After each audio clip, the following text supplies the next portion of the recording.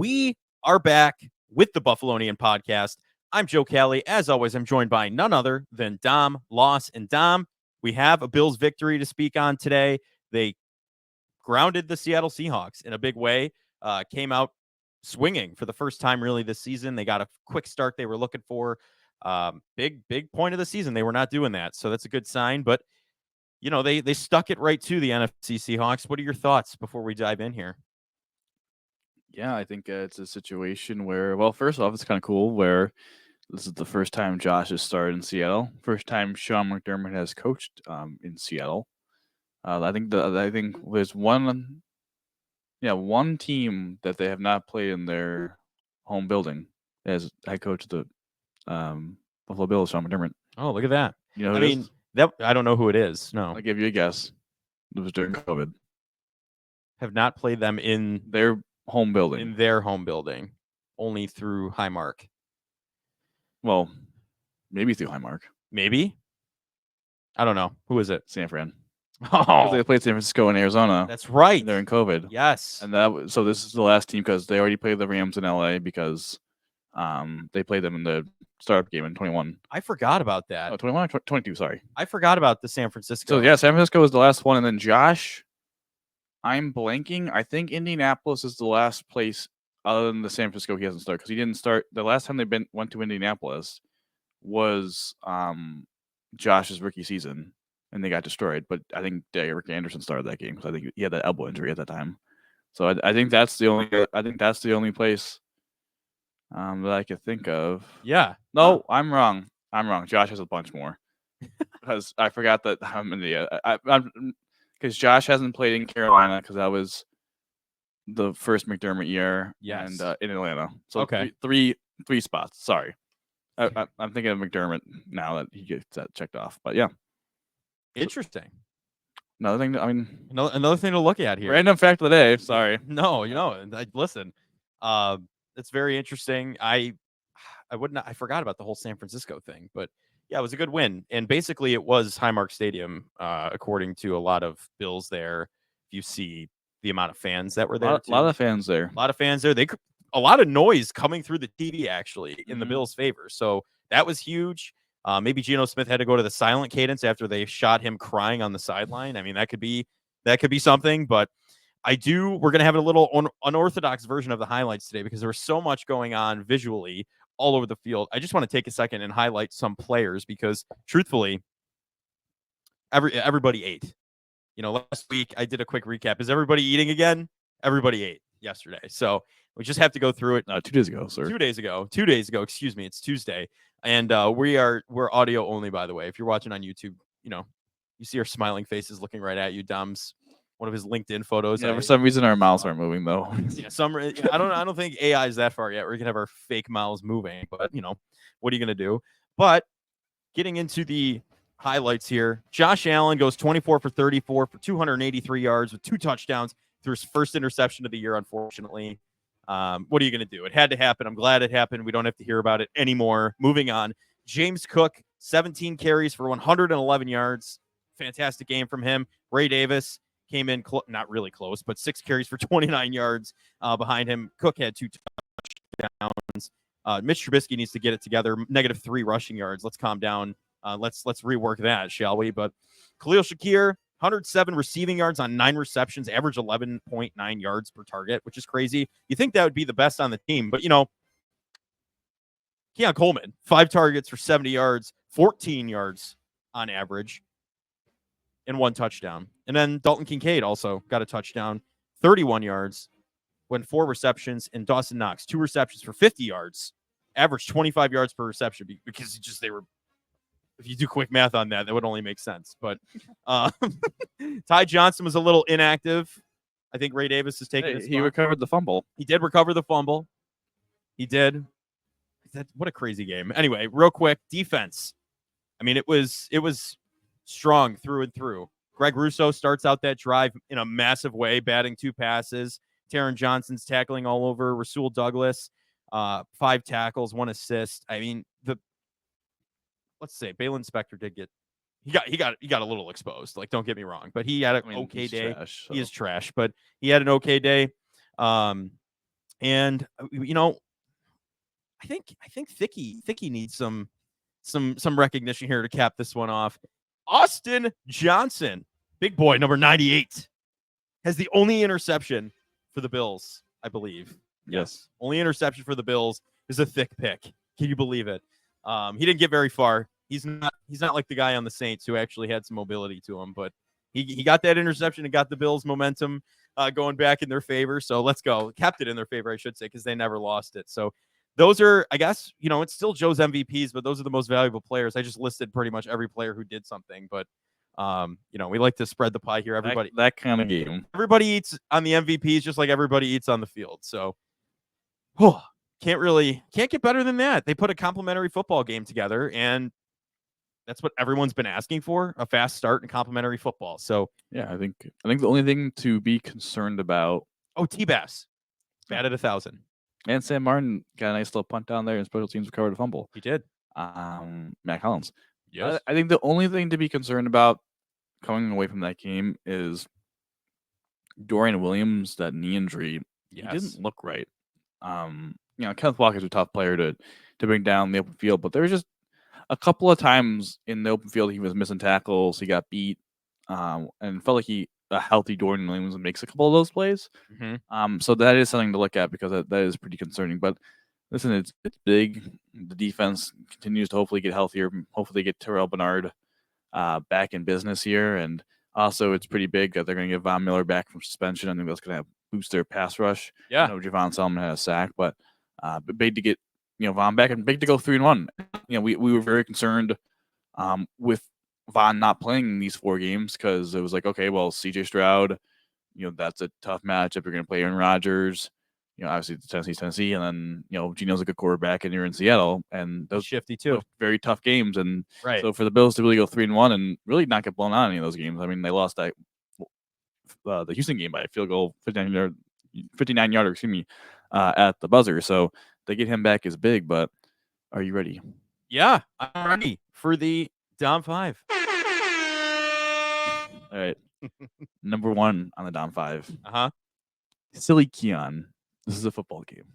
Because that was a basketball dunk that he did on that goal line. He had a big game.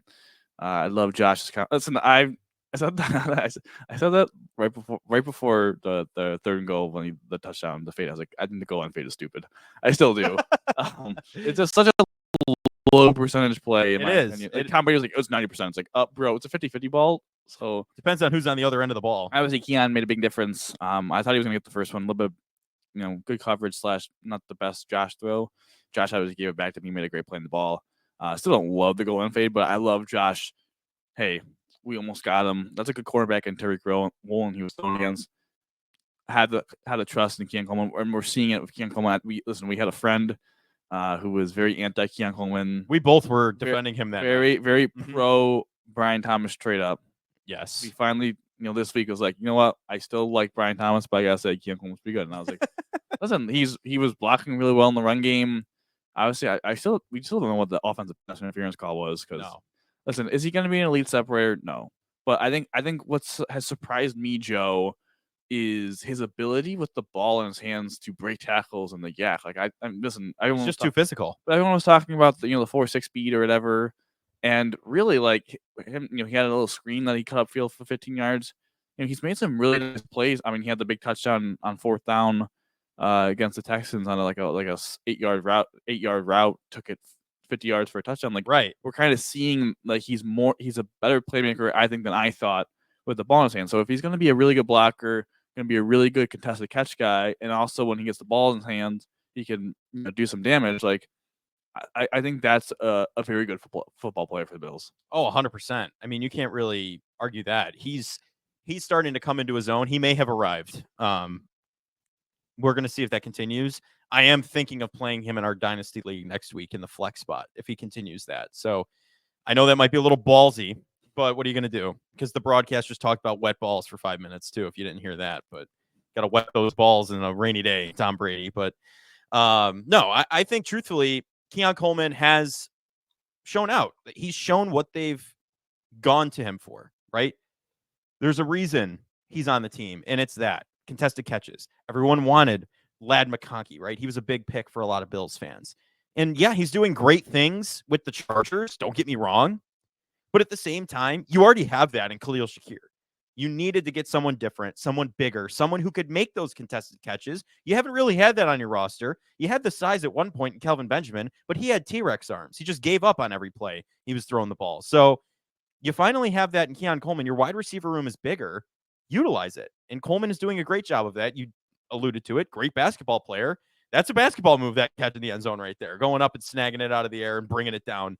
So, I think his opportunities, especially with Amari Cooper being utilized more, it's gonna open up more for him. So good on the lad in Keon Coleman, and keep it going.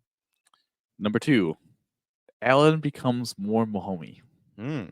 So I don't know, Jim. I knew you liked that one. I said pre-show. The first two were, I was very creative. My creative juices were really They're flowing. I think it's a situation where, did I think Josh played his best game? No. I mean, the interception, it's a slip. It's unfortunate.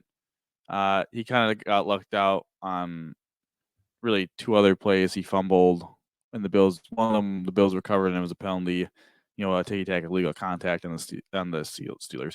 Wrong team, the Seahawks. They won last. And then obviously the fumble that he happened to kick forward, which is maybe an intelligent move because he was able to get the first down, which I don't think he would have been able to if he didn't. But yeah, I didn't know we were playing soccer. A little bit of a sloppy game from Josh, putting the ball in the field twice and the interception. But I thought in this game he just let the offense come to him. I thought there was a real rhythm to the offense. A lot of penalties that force, and we'll talk about the penalties in a little bit next down 5 one is about the penalties. But again, they were able to kind of, all right, 1st and 20, hey, let's get 6 yards of pop. All of a sudden, it's 3rd and 7, it's manageable, right? And I think he had complete control of the offense. I think that's what we're seeing the next evolution of Josh, is that he doesn't have to be Superman. I mean, he still has a couple of those plays that's like, okay, I don't think 3 yards is worth lowering your shoulder to the linebacker. We're really never going to teach it out of Josh. But what I mean by he's becoming a little bit more Mahomes is we saw Mahomes, I hate constantly comparing them, but Mahomes after losing Tyreek Hill became a little bit more like, hey, more important to get yak. Let's, hey, paper cut. When I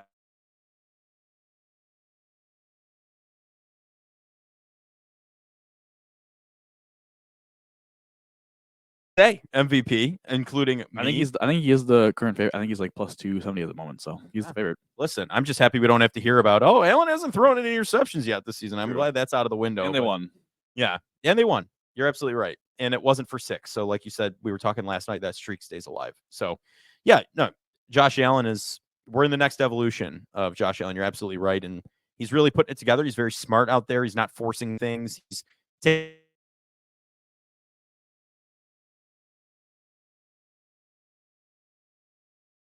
what are you going to do? I mean, he found the C gap on a QB sneak the other day, and Tom Brady just couldn't get over that. I mean, we see that every week, but yeah, Josh Allen's him. Go ahead. Yeah, and one more point. This Josh Allen is a Josh Allen that can play for another 10 years, right? Like, I don't think Josh Allen from a couple years ago could be able to maintain. No, I mean, I don't know if I maintain, but like health wise, I don't think he would be able to last another decade. You see what happens to other quarterbacks. The way Josh has matured, yeah, this version of Josh can play at a high level for another 10 He's years. as effective in the pocket as he is out of the pocket, and that's not what you saw 2 years ago. You saw Cam Newton just flying through the air, diving into the end. Like, you still saw that this season, but he's doing it on a lesser scale, which I appreciate. So number 3, too many penalties. Earlier.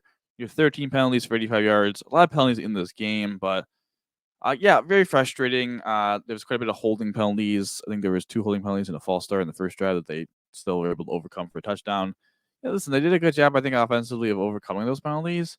But just too many of them that are just very unforced. A couple false starts, some holding penalties. There was a little bit of some defensive penalties as well, mixed in. So for me, it's more of they got to get that under control. You can't be living in 1st and 20. They did a very good job again of making that to like 3rd and 6, 3rd and 7, 3rd and 8. Of getting into a manageable 3rd down. But yeah, 3rd manageable. Just too many penalties that this is a all right defense in Seattle, and you're actually on the road, but against a really good defense in a big spot, like you're not going to be able to survive on 1st and 20s. No, you're absolutely right. I mean, honestly, you feel for him out there. He's got Josh Allen and McDermott, whoever is dealing with the mental struggle of the penalties. They got to feel like Mufasa down there getting trampled by wildebeest, except it's not wildebeest, it's zebras. They just can't stop. So I'm, I can't get over it. The color yellow, we got to end this. And if you if you were listening yesterday or during the game, there was an allusion to this referee committee saying that this group in particular is flag happy. And the Bills have been very flag happy the past few weeks. So it just continued. They got stampeded down by the Zebras, unfortunately. They didn't have the Stampede drum line to hold strong against them this week, but they will as they come home to Miami this week. But yeah, too many penalties. Let's end that, please. Number 4, Khalil Shakir being healthy. It's just a game changer. Obviously, he had a big game going over for 100 yards. You saw multiple big plays where he just makes a catch and 5 yards down the field, and you get another 10 yards of yak. He's just a player that's very important to this offense. He's a safety blanket for Josh, and his development has been massive. And when you add, I know Amari Cooper didn't have a big game, but Cooper, Kincaid, Coleman, Shakir, if they could really just funnel, even Knox had a couple of good moments in this game. Like if they could continue to funnel their offense through those guys, plus the good ground game with Davis and James Cook, like they're cooking with a really good formula, and they're going to be very tough to beat. And I'm not saying those 2 games against Baltimore and Houston are necessarily 100% behind them, but I think those games are situations that they've learned from. Obviously, getting Shakir back healthy, being able to run the ball, adding Cooper, getting Coleman, his evolution, his growth throughout the season so far has been massive, and I'm very excited to hope to see how high the ceiling of this offense is. Yeah, everybody eats, and they're eating. They're not snacking anymore. They're not scrounging for scraps on the floor. They're eating, and you look at even Amari Cooper didn't have the day he had the week before. What are you going to do? It's just not your day. Sorry. Like that's just how that's how that offense works. And Josh even said that. That's what he says to these guys. Like that's a good winning formula because who do you game plan against? Now that you have a true X receiver, your number 1 cornerback is going to go on him. Anything else is just free game at that point, right? Mm-hmm. So it adds a whole new dimension to the offense, and you're already seeing that in effect. And as Cooper becomes more ingrained into the system, I think it's only going to get better from there, and he'll get more involved. So on to the last one. Is this 5? 5, last one. Groot is going to get paid. Yeah. Yep. We had again with Harrington maybe about a month ago, a couple weeks ago. We were like, I don't know if we should pay Greg Rousseau. Looking like we look like a bunch of idiots because, listen, I know it's not against great competition, but he's top 10 in the league in pressures. He's giving you elite run defense. You saw in the first series that 3 and out was just kind of all pretty much Greg Rousseau. Talk about setting the tone. That's what he did. Setting the tone, perfect. And he's just a guy that if he can continue to develop and grow into his physical traits, like he's going to be a problem. He's still so young. So it's very exciting to see what he can do. But yeah, he is going to get paid, and it's going to be very interesting to see how they pay him because he's an elite run defender and he's just continuing to develop into a very good pass rusher for this team. And he seems like a very good leader as well. So seems like a trust the process, do your 111, very humble kind of guy. So yeah, a good community guy as well. So it's very cool to see. And obviously now you add Vaughn again back into that edge rusher group. You kind of get it's almost kind of like a trade, really. Like you basically, all right, we had 4 games of 4 games of Vaughn without, and now 4 games without, and now he's back and he should be fresh, maybe a little rusty, but I don't know, tapering sometimes. It worked out. It worked. But it worked out. I mean, 3-1 without him. Now they're going to get him back, and hopefully they can get him to going quick and knock off that rust. But if this is hey, you got a month off, you're going to be really fresh for the next we're almost in November, like the next 3-4 months of football. Hopefully we play into February. Like maybe this was a blessing in disguise. We learned a lot about this defensive line without Vaughn. So again, the number one thing we learned is that Greg Rousseau is a grown ass man. Right.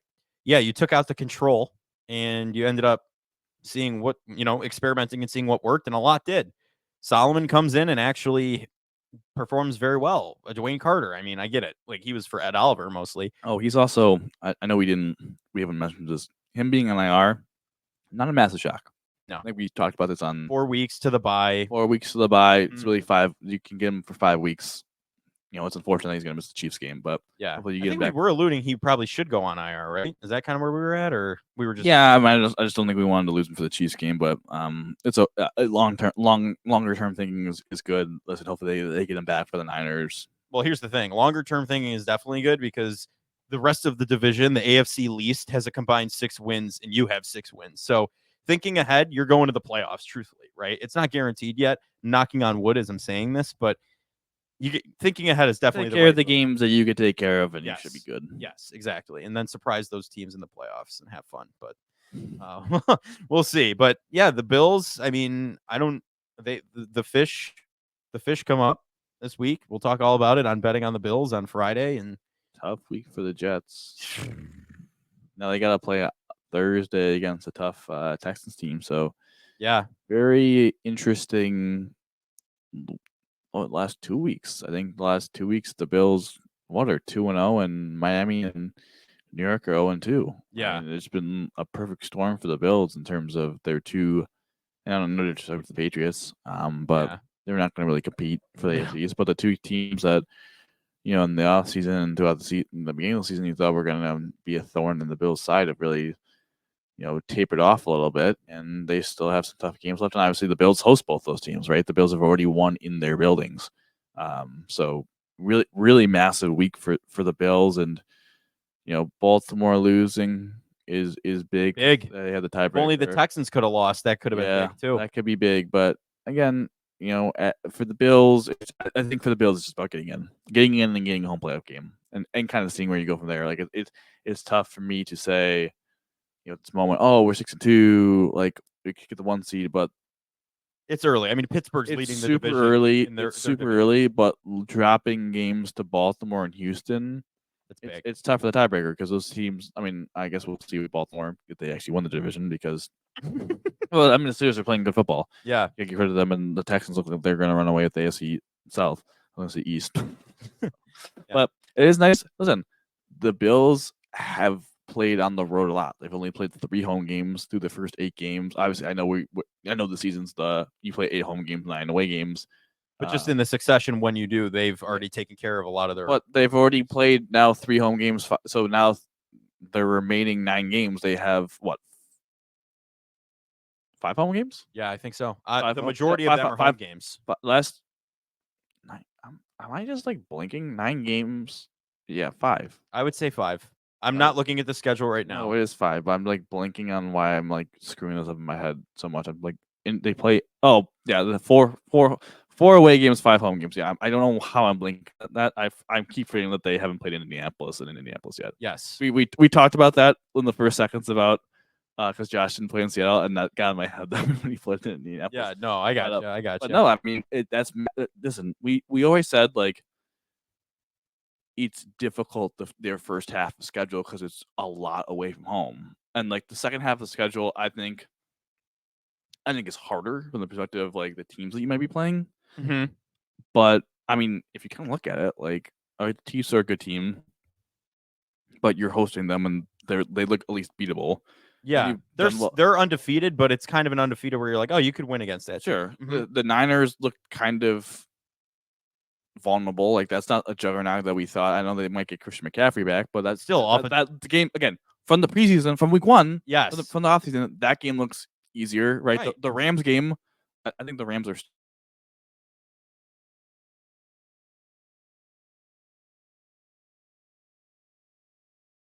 In Detroit is like, yeah, that's a big one. I gotta say, what is the chances that game gets flexed? Because that is a 4:00 game. Is there another Jets primetime game? I don't know. Because if there is a Jets primetime game anywhere in there, there's a good chance that game gets flexed. I want to look at that schedule because I think there is a very good chance that game gets flexed. Because those two teams, the Bills, it's 425. It's 425, and I don't know if it's CBS. What channel it's on? Bills, Lions, December 15th. So what is that? Week 15.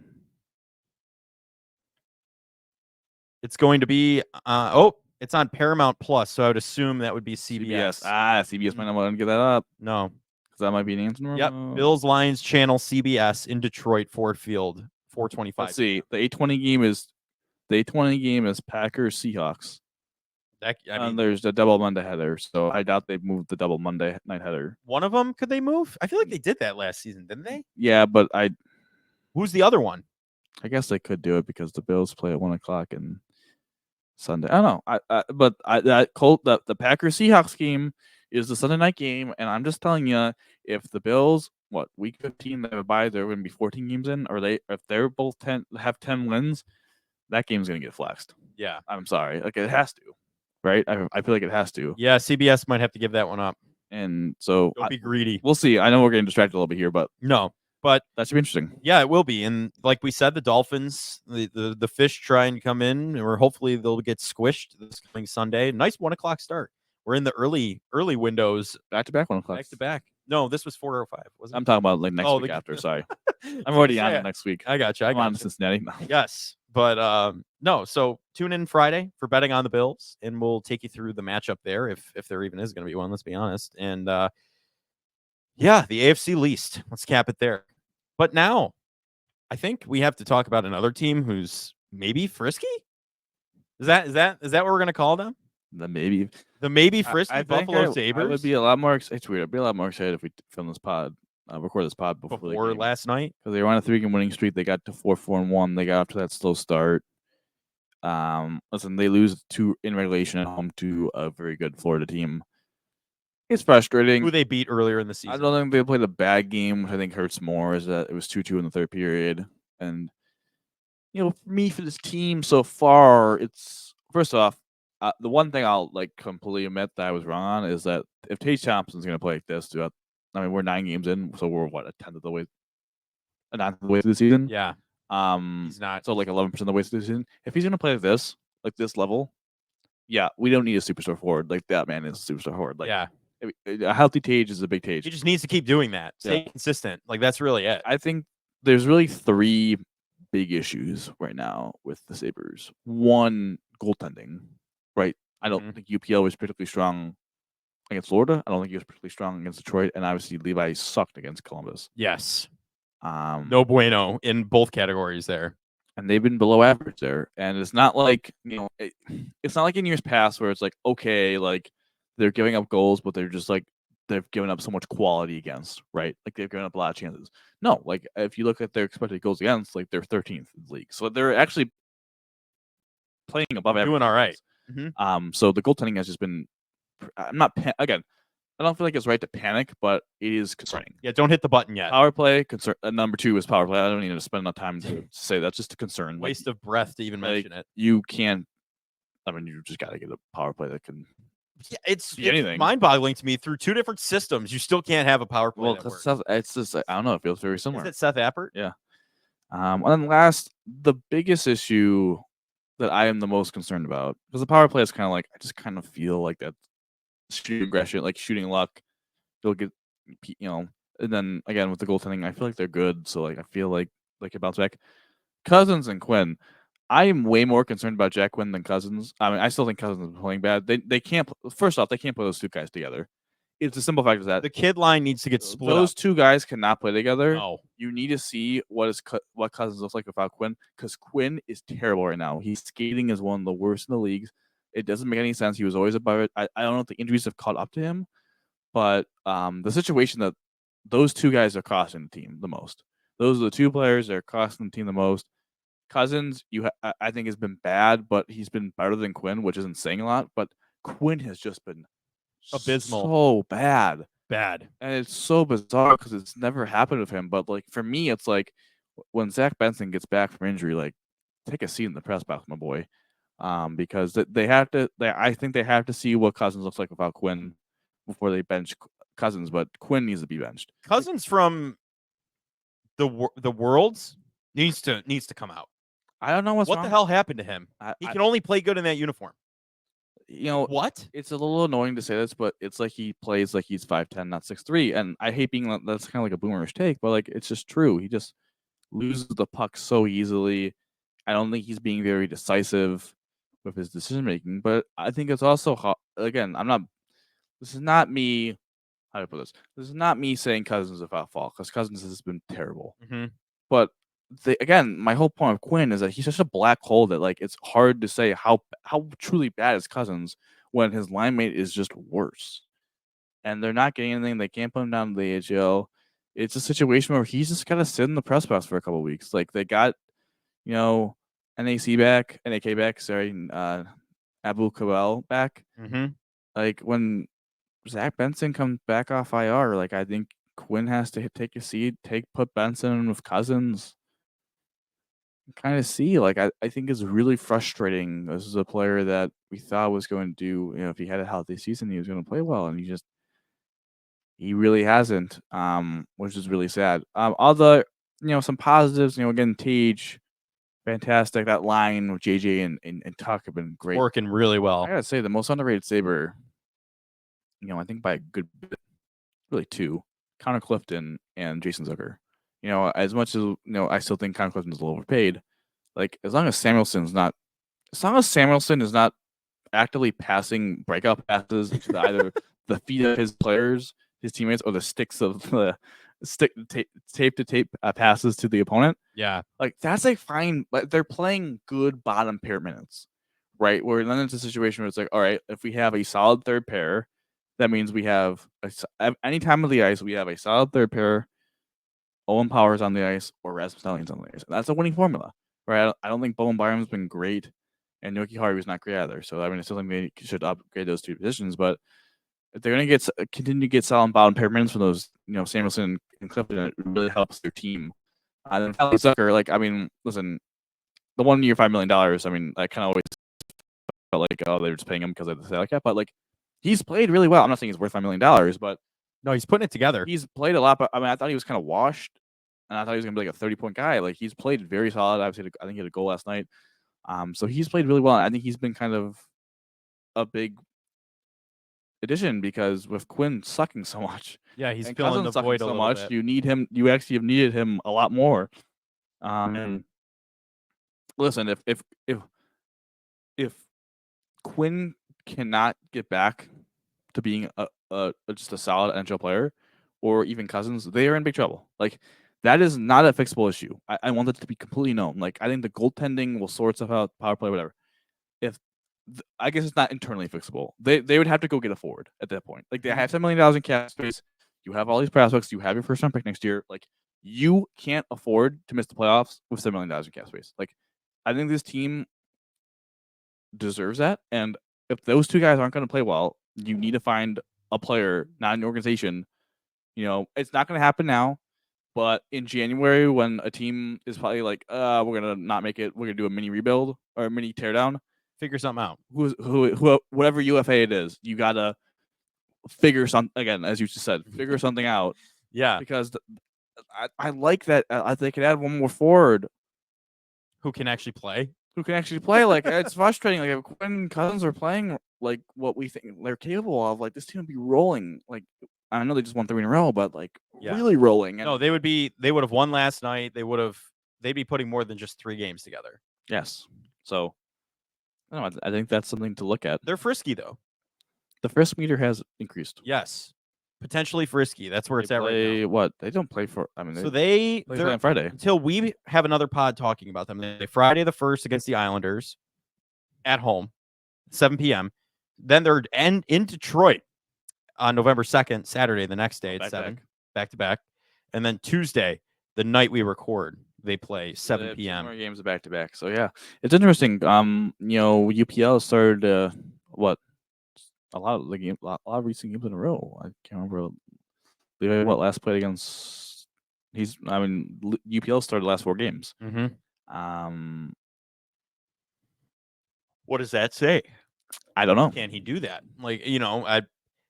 You're starting to see a little bit of the inconsistency with him. Well, I'd like to see Levi get in here and kind of get some confidence back in because, again, UPL I don't think has been setting the world on fire.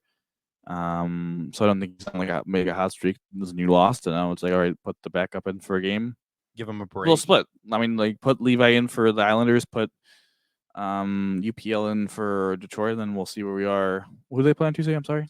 They play Whoa, sorry, I lost it. I was scrolling up, looking through their games. They play the Senators, Ottawa. Yeah, we'll see. We'll see who starts on Ottawa, but I think they should split the Ottawa's at home. games. They're here.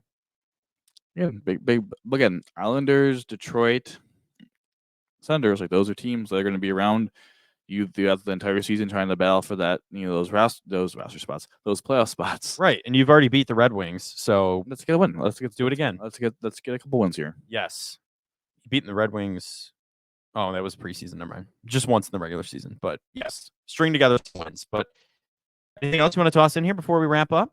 Yeah, I think that's Alrighty, well, we'll be back with you on Friday for the Buffalonian Podcast. It's Betting on the Bills. I'm Joe Cali. As always, joined by Dom Loss. And Dom, how do we always end these, buddy? Go Bills, baby. Go Bills.